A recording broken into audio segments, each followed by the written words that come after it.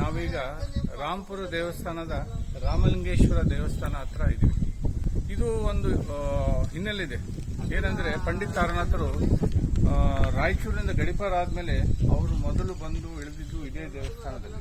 ಇಲ್ಲಿ ಬಂದು ಇಳಿದು ಹಲವಾರು ದಿನಗಳ ಅನುಷ್ಠಾನವನ್ನು ಕೈಗೊಳ್ತಾರೆ.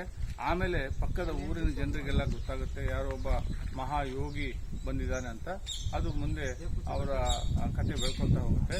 ಬಟ್ ಇಲ್ಲಿ ಒಂದು ಮುಖ್ಯವಾದ ವಿಷಯ ಏನಂದ್ರೆ ಈ ರಾಮಲಿಂಗೇಶ್ವರ ದೇವಸ್ಥಾನದ ಒಂದು ಫೋಟೋ 1935ರ ಏಷ್ಯಾ ಮ್ಯಾಗಝಿನ್, ಅಮೆರಿಕದಿಂದ ಪ್ರಕಟಗೊಂಡ ಮ್ಯಾಗಝಿನ್ ನಲ್ಲಿದೆ. ಅದನ್ನ ಎ ರಾಜಾರಾವ್ ಅವರು ಪಂಡಿತ್ ತಾರನಾಥರ ಬಗ್ಗೆ ಬರೆದ ಒಂದು ಆರ್ಟಿಕಲ್ ನಲ್ಲಿ ಆ ಒಂದು ಫೋಟೋವನ್ನ ಈ ರಾಮಲಿಂಗೇಶ್ವರ ಗುಡಿ ಬಗ್ಗೆ ಬರೆದಿದ್ದಾರೆ.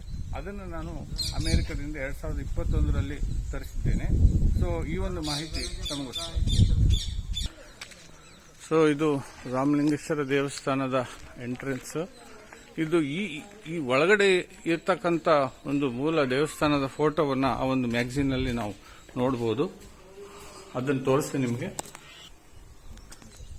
ಸೊ ಇಲ್ಲಿ ಈಗ ಕಾಣ್ತಾ ಇರೋ ಕಂಬಗಳಿದಾವಲ್ಲ, ಈ ಕಂಬಗಳದ ಫೋಟೋವನ್ನು 100 ವರ್ಷ ಹಳೆಯ 1935 ಆ ಒಂದು ಮ್ಯಾಗಝಿನ್ ಅಲ್ಲಿ ಇದೇ ಫೋಟೋ ಇದೆ. ಅಂದ್ರೆ 3 ಕಂಬ ಇಷ್ಟೇ ಇದೆ. ಬಟ್ ಈ ತರ ಆನೆಗಳು ಅದೆಲ್ಲ ಏನಿಲ್ಲ ಅವಾಗ. ಸೊ ಆಗಿನ ಕಾಲದ ಒಂದು ಸ್ಥಿತಿಯಲ್ಲಿ ಒಂದು ದೇವಸ್ಥಾನ ಇದೆ, ರಾಮಲಿಂಗೇಶ್ವರ ದೇವಸ್ಥಾನವಂತ ಯಾರು ಎ ರಾಜಾರಾವ್ ಅವರು ತಮ್ಮ ಲೇಖನದಲ್ಲಿ ಮೆನ್ಷನ್ ಮಾಡಿದ್ದಾರೆ, ಇಂಗ್ಲಿಷ್ ಲೇಖನ.